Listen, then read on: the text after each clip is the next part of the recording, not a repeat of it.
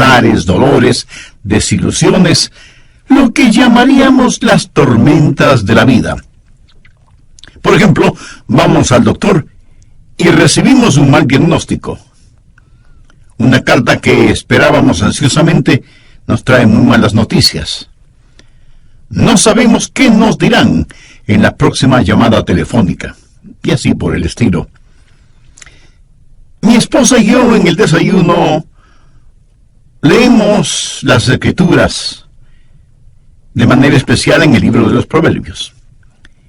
Y leímos el siguiente, Proverbios 27:1.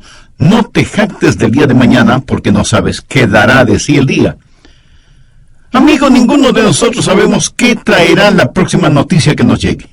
Sea buena o mala, sencillamente no sabemos. Hay tormentas que vienen a nosotros. Bien, el Señor aquí realizaba su ministerio en Galilea, estaba con sus discípulos y se encontraban en una tormenta.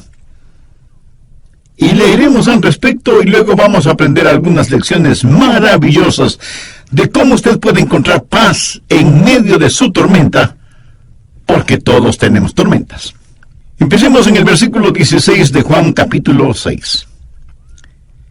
Al anochecer, descendieron sus discípulos al mar, y entrando en una barca, iban cruzando el mar hacia Capernaum.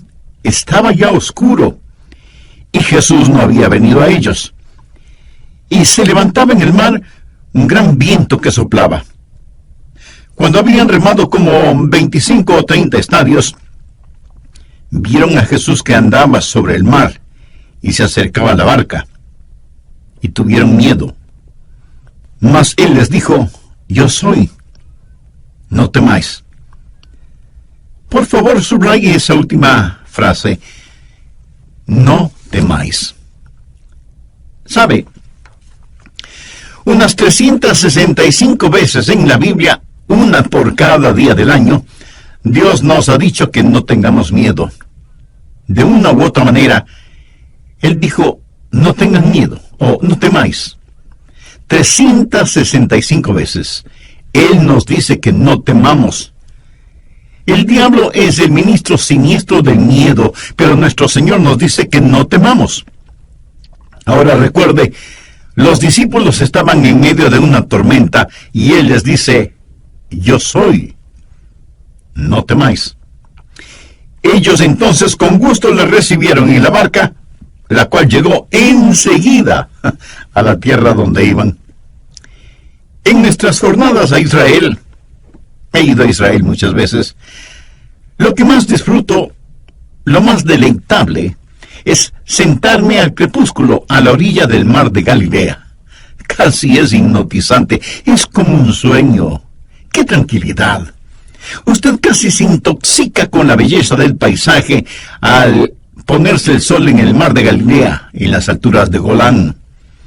Y al otro lado del mar, desde Tiberias, donde todo se pone color rosado, usted se sienta allí, escuchando los pájaros que anidan en los árboles.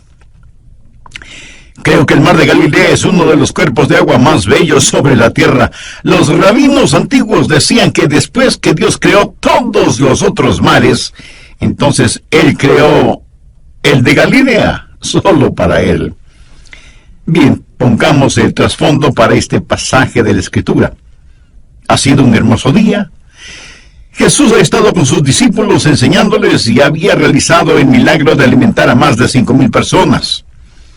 Los discípulos no solo estaban llenos de alimento físico, sino que también estaban llenos de éxito, de conocimiento, de confianza. Había sido un estupendo día, y la noche era hermosa. Tal vez como la noche que describí hace algunos minutos, cuando uno se sienta satisfecho a contemplar la luna, luciendo como una gardenia en la solapa de la noche. Y había una leve brisa suave como el suspiro de un bebé, acariciando sus mejillas. Y los discípulos, experimentados hombres de mar, suben a su barco para cruzar hasta el otro lado del mar, regocijándose de tan estupendo día. Y entonces sucedió así. De repente, el viento comenzó a soplar. Las nubes cubrieron la luna y las estrellas, y el viento está soplando más y más fuerte. Las olas comienzan a levantarse amenazadoras, y el agua del mar comienza a llenar el barco, y ahora ellos se encuentran en medio del mar. Oscurece, y el viento es contrario a ellos, y no pueden ni siquiera ver sus manos frente a sus rostros. Y el mar de Galilea, que había estado tranquilo como un lago dormido, ahora se ha convertido en una peligrosa y mortal trampa. Y estos experimentados marineros se llenan de temor. Hacen un esfuerzo con los remos. Están ya muy lejos de la playa como para nadar. Las olas rugen y ellos están seguros que van a naufragar. ¿Y dónde está Jesús? ¿Por qué no había venido con ellos? ¿Por qué los había olvidado?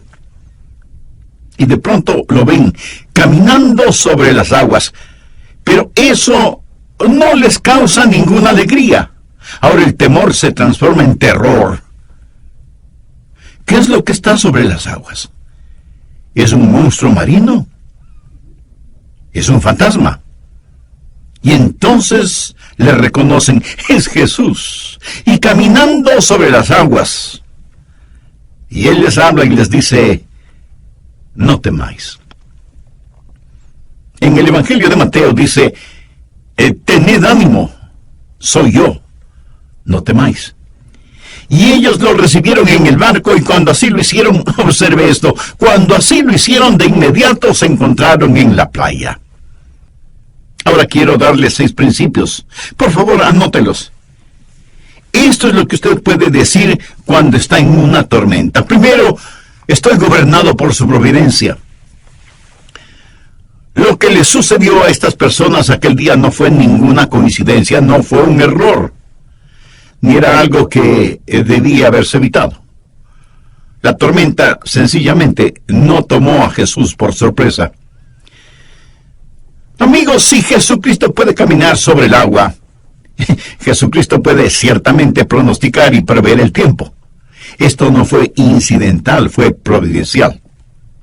Ponga al margen Mateo capítulo 14 y versículo 22. La Biblia dice, enseguida Jesús hizo a sus discípulos entrar en la barca.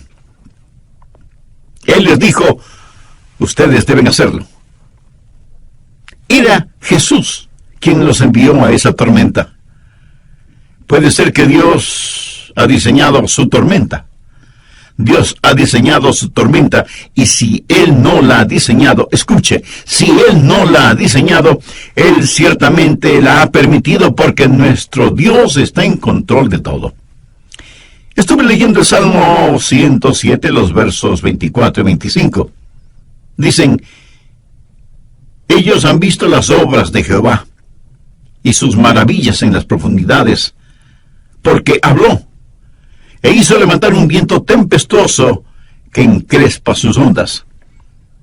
¿Lo ve? Es Dios quien controla los vientos y las olas. Él es quien causa que las tormentas lleguen. Mira, es una teología vacía el decir que si estamos en la voluntad de Dios, vamos a navegar apaciblemente por el mar de la vida, que no tendremos enfermedades, ni penas, ni desilusiones, ni separación, que no habrá muerte en nuestra familia, que no habrá problemas.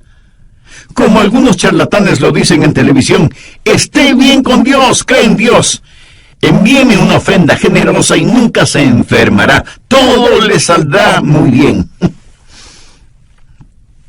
Este es el evangelio de la prosperidad, de los carros de lujo, de la tranquilidad financiera. Amigo, hay una palabra muy castiza que describe eso: engaño. Escuche, vamos a tener dificultades, y lo primero que usted puede decir cuando la dificultad llegue es que la providencia de Dios está sobre todo. Soy gobernado por su providencia.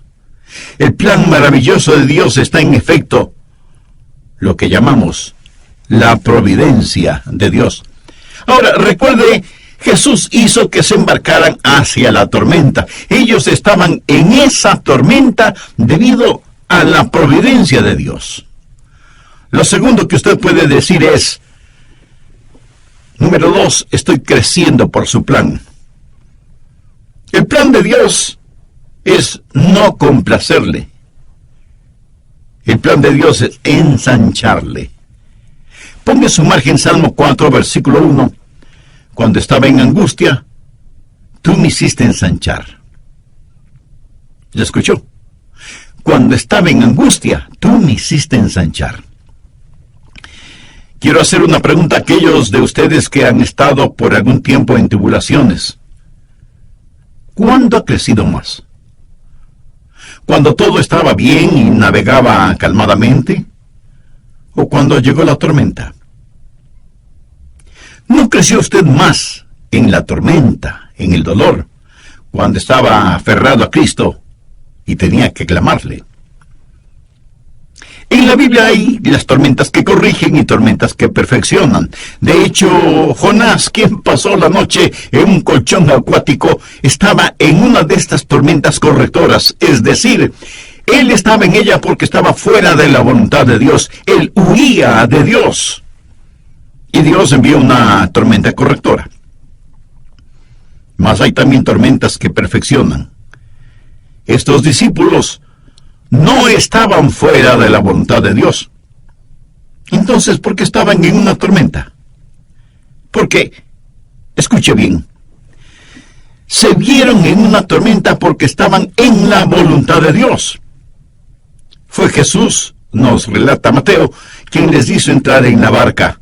Estaban en esta tormenta porque obedecían a Jesús. Bien, ¿por qué Jesús querría que ellos estuvieran en una tormenta? Porque Él quería que ellos crecieran. A menudo he compartido estas palabras. Desconozco el autor. Dice, caminé 1 milla con el placer, charlamos todo el camino, pero no me dejó más sabio con todo lo que tenía que decir. Caminé 1 milla con el sufrimiento. Ni una palabra dijo, pero las cosas que aprendí del sufrimiento cuando el sufrimiento caminó conmigo. ¿No es eso cierto? Cuando estaba en angustia, tú me hiciste ensanchar. Y alguien dijo que la fe es como un rollo de fotografías, se revela en la oscuridad. Es cuando aprendemos a confiar en el Señor. Estaba leyendo sobre los israelitas cuando iban hacia la tierra prometida, hacia la tierra de Canaán. Y en la tierra de Canaán había algunos gigantes, hijos de Anac, poseídos por el demonio. Y cuando los 2 espías de Israel fueron a explorar la tierra, al regresar 10 de ellos dijeron, no podemos conquistar esta tierra, aunque es una tierra de leche y miel, maíz, vino y aceite, granadas, higos y uvas, y tiene montes y valles, está habitada por gigantes y no podremos conquistarla. Pero 2 de los espías dijeron algo diferente. Busque en el libro de Números, Antiguo Testamento, capítulo 14, versículo 9. Por tanto, no seáis rebeldes contra Jehová, ni temáis al pueblo de esta tierra. Ahora, escuchen lo siguiente. Porque nosotros los comeremos como pan. Su amparo se ha apartado de ellos, y con nosotros está Jehová, no los temáis. En otras palabras, ellos dijeron, miren, conquistar a esta gente será fácil, será como comer pan, no debemos tenerles miedo. ¿Para qué comemos pan? Pues para tener fortaleza. Crecemos comiendo pan. Es el pan el que nos da energía. Es el pan el sustento de la vida. ¿Qué es lo que Dios les estaba diciendo? Estas cosas que parecen serán su problema, serán su alimento. Amigo, usted crece cuando se alimenta de estos problemas. Verá, lo que nuestro Señor buscaba no eran debiluchos como discípulos. Él quería que crecieran y permitió que estuvieran en una tormenta para ensancharlos. Recuerde que usted es gobernado por su providencia cuando está en una tormenta. Él gobierna sobre todo. Y usted está creciendo por su plan. Y es en una tormenta que usted va a crecer y llegar a ser más y más como el Señor Jesucristo. Usted dirá, pastor, ¿no poseo lo que se requiere para crecer cuando estoy en una tormenta? Correcto, no lo posee. Por eso veamos el siguiente punto, número 3. Estoy favorecido por sus oraciones. Por favor, mire el versículo 17. Y entrando en una barca iban cruzando el mar hacia Capernaum. Estaba ya oscuro y Jesús no había venido a ellos. Ellos se preguntaban, ¿dónde está Jesús? Ya había oscurecido y él no ha venido. ¿Por qué él no había venido? Bien, él hacía otra cosa. ¿Qué es lo que estaba haciendo? Él oraba. Él estaba en la cima de la montaña orando. Anote al margen Mateo 14, porque esta historia es relatada de diversas formas en los diferentes evangelios. Y la Biblia dice en el versículo 23, despedida la multitud, subió al monte a orar aparte. Escuche, no piense que él le desampara solo porque no puede verlo cuando está en la tormenta. Él quizás no estará con usted en forma corporal, pero él está muy consciente de usted. Amo esa canción que dice, así como sus ojos miran al gorrión, sé que él me mira. Permítame darle otro versículo tomado de los otros evangelios. Anótelo, por favor. Marcos capítulo 6, empezando en el versículo 47. Y al venir la noche, la barca estaba en medio del mar, y él solo en tierra. Ahora preste atención a lo siguiente. Y viéndoles remar con gran fatiga, quiere decir que él los estaba observando. ¿Sabe usted que él lo ve a usted ahora mismo? Usted dirá, él no sabe dónde estoy. Él no está al tanto de mis dificultades. ¿Por qué está él tan lejos? ¿Por qué estoy yo en la tormenta y él en la orilla? Amigo, él está allí orando por usted. Él se apartó a un monte para orar. Él está allí en el monte mirando hacia abajo. Él ve a través de la oscuridad. Ellos no podían verle, mas él sí. ¿Y qué estaba haciendo? Él estaba orando. Desea un pensamiento bendito. Permítame compartirlo. Usted está en la lista de oración de Jesús.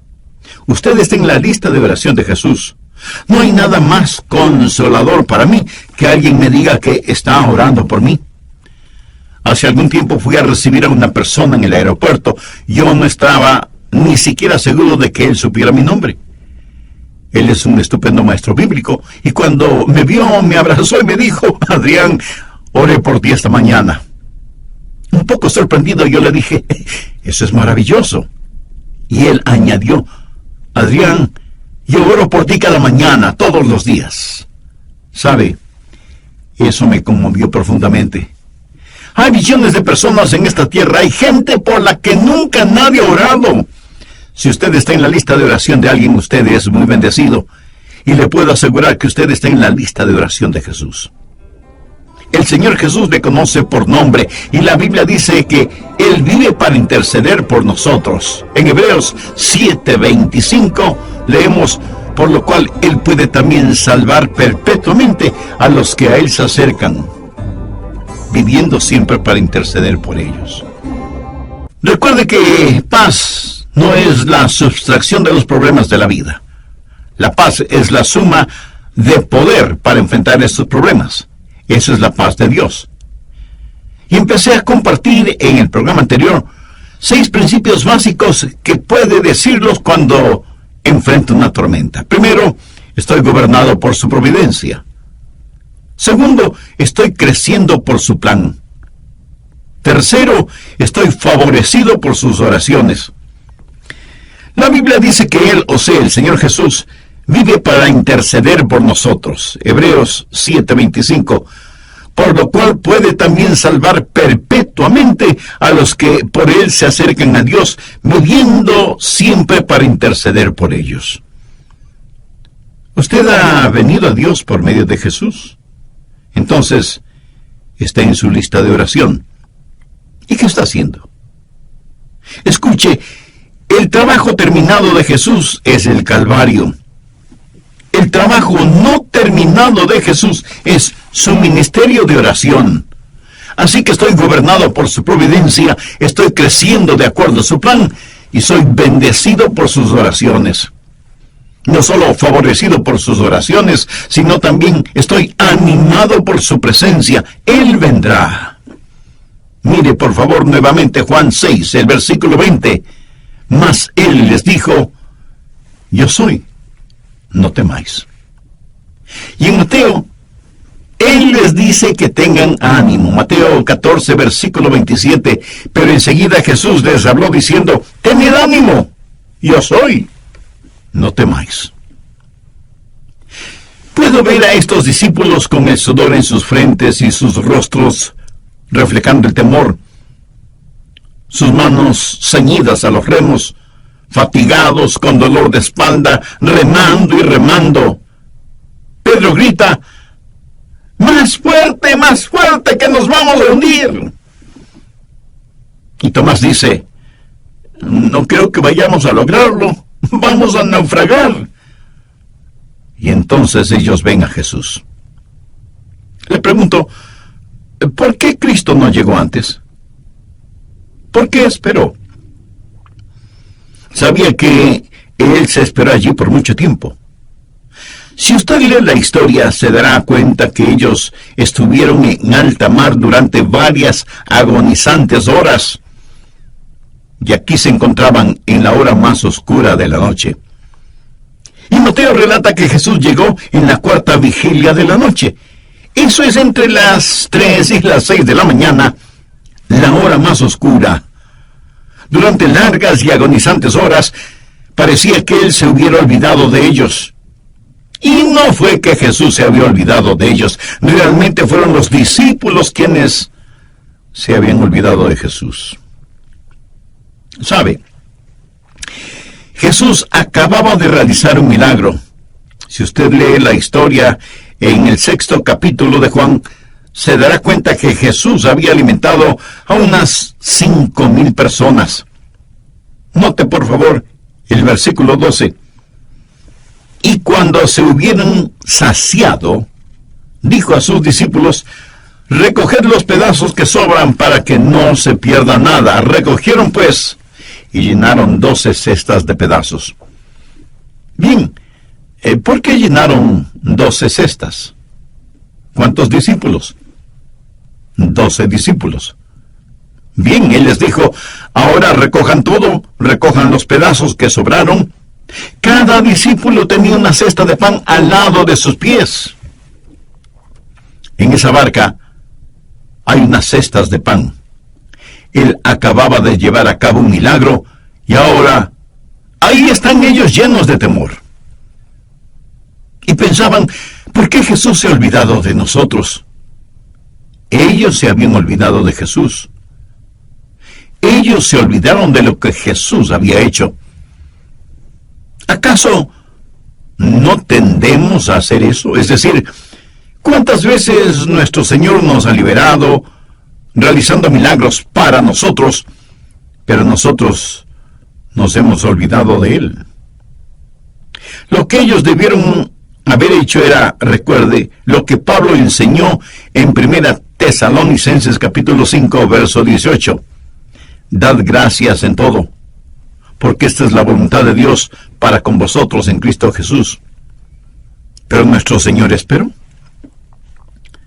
¿Por qué esperó? Bueno, su espera, su retraso antes de llegar a ellos fue estratégico y deliberado.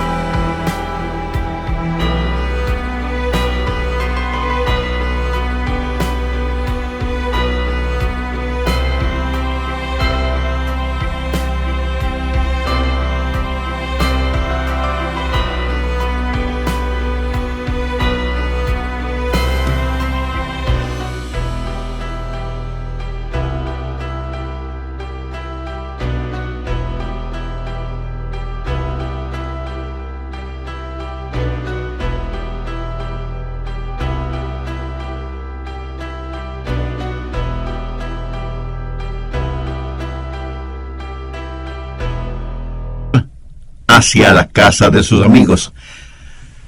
Ahora, suponga que usted recibe un mensaje que alguien de su familia inmediata, está enfermo o enferma, y usted dice, bueno, creo que me quedaré aquí un par de días más. Eso sería poco menos que cruel e inhumano, ¿no le parece? Usted diría de inmediato. Pero Jesús esperó 2 días, y cuando llegó, ya habían pasado 4 días. Y Jesús dijo, me alegro de que Lázaro esté muerto. Algunos de ustedes dirán, pero pastor, ¿qué es lo que está diciendo? Escuche con atención. Eso es lo que Jesús dijo, no con sus palabras, sino con sus acciones. Porque Jesús sabía lo que iba a hacer, iba a resucitar a Lázaro. Ahora, suponga que Jesús hubiera venido inmediatamente y hubiera sanado a Lázaro. Y él pudo haberle hecho así, pero no lo hizo. ¿Sabe por qué? Porque si hubiera sanado a Lázaro, algunos hubieran dicho que Lázaro de todas maneras se hubiera sanado. O, ¿cómo saber si en realidad Jesús lo sanó? Pero ellos no tuvieron ninguna explicación frente al milagro de la resurrección de Lázaro. Jesús tuvo un plan. Y ese plan no tuvo ningún sentido para Marta, quien prácticamente le llamó la atención a Jesús. No tuvo ningún sentido para María tampoco. Pero tenía sentido para el Señor Jesús. Por lo tanto, el Señor espera. Dios dio una promesa en el jardín del Edén, que enviaría al Mesías. Pero esperó 4,000 años. ¿Escuchó lo que dije? Esperó 4,000 años antes de hacerlo. La Biblia dice, cuando vino el cumplimiento del tiempo, Dios envió a su Hijo. Cuando vino el cumplimiento del tiempo. Muchas veces tratamos de cosechar las bendiciones de Dios antes de que maduren. Jehová esperará para tener piedad de vosotros, teniendo de vosotros misericordia. Bienaventurados todos los que confían en Él. Dios desarrolla paciencia. Dios nunca tiene prisa, pero nunca se atrasa tampoco. Habacuc 2, versículo 3 dice, aunque la visión tardará aún por un tiempo, mas se apresura hacia el fin, y no mentirá. Muchos esperamos el regreso de Jesús. La gente dice, ¿dónde está la promesa de su advenimiento? Porque desde el día en que los padres durmieron, todas las cosas permanecen así como desde el principio de la creación. Anótelo simple y llanamente. Él está por venir. Él viene. Y Él regresa en el tiempo perfecto de Dios. Pero Él retorna. Nuestro Señor está por venir. Luego usted puede decir, en el medio de su tormenta, estoy protegido por su poder. Note lo que Él dice en el versículo 20, yo soy, no temáis. Yo no sé quién dijo esto primero, mas es verídico. La voluntad de Dios nunca le llevará donde la gracia de Dios no pueda mantenerlo. Eso es bueno. La voluntad de Dios nunca le llevará donde la gracia de Dios no pueda mantenerlo. Eso es eternamente verdadero. Verá, enseguida Jesús hizo a sus discípulos entrar en la barca e ir delante de Él a la otra ribera. Usted leyó eso en la palabra de Dios. Él les dijo que cruzaran el mar, no que bucearan. Iban sobre, no debajo del mar. Dios tiene un plan para usted.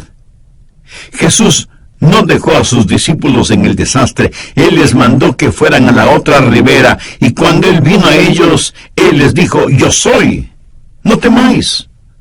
Yo soy, no temáis. Cuando Jesús usa las palabras, yo soy, ¿qué quiere decir con ese yo soy? Bien, el versículo 20 dice yo soy. ¿Lo ve? En el griego literalmente dice yo soy. Y es lo que leemos en la Reina Valera, literalmente, yo soy. Y Yo soy es el sagrado nombre para la deidad. Significa Él es omnipotente, el eterno.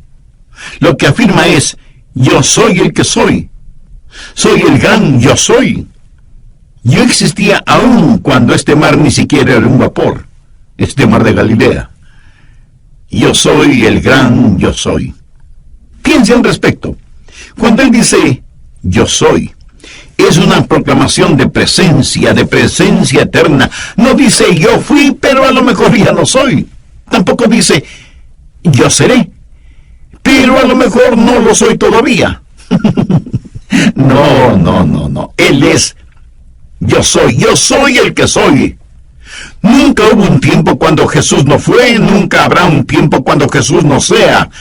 Y amigo, en medio de su tormenta, solo recuerde esto, cuando Él dice yo soy, es una proclamación de su presencia. Pero Él le dirá algo más. No solo es una proclamación de su presencia, sino también un anuncio de abundancia. ¿Sabe lo que yo soy es? Es una frase incompleta. Yo soy... ¿qué? Bueno, llene el espacio vacío. Una y otra vez en el Evangelio de Juan, Jesús dice, yo soy, yo soy, yo soy. Él dijo, yo soy el camino. ¿Está usted perdido? Llene el espacio vacío. Él es el camino. ¿Está usted en el lado equivocado y quiere entrar? Bien. Él es la puerta. ¿Está padeciendo hambre? Él es el pan de vida. Tropieza en la oscuridad. Él es la luz del mundo. Y si usted está muerto en sus delitos y pecados, Él dice, yo soy la resurrección y la vida. Yo soy. Yo soy. Déjeme decirle algo muy importante, mi amigo. Él es el yo soy para usted. Y usted solo tiene que llenar los espacios vacíos. Yo no sé de sus problemas, desconozco sus necesidades, pero sí sé cuál es la respuesta, y su nombre es Jesús. Jesús es todo lo que este mundo necesita hoy. Y mi consejo para usted en medio de la tormenta es que vea a Jesús, el gran yo soy, y lo vea caminando sobre el agua, puesto que lo que parecía iba a estar por encima de su cabeza, ya estaba bajo sus pies, estaba bajo sus pies. Y usted está sentado en las alturas con Él, y no puede ahogarse con su cabeza fuera del agua. Usted está sentado en las alturas con el Señor Jesucristo. Él es el gran yo soy, y puede anotarlo. Está protegido por su poder. Y el último punto. Usted puede decir, estoy siendo guiado por su propósito. Mire el versículo 21. Ellos entonces con gusto le recibieron en la barca, la cual llegó enseguida a la tierra a donde iban.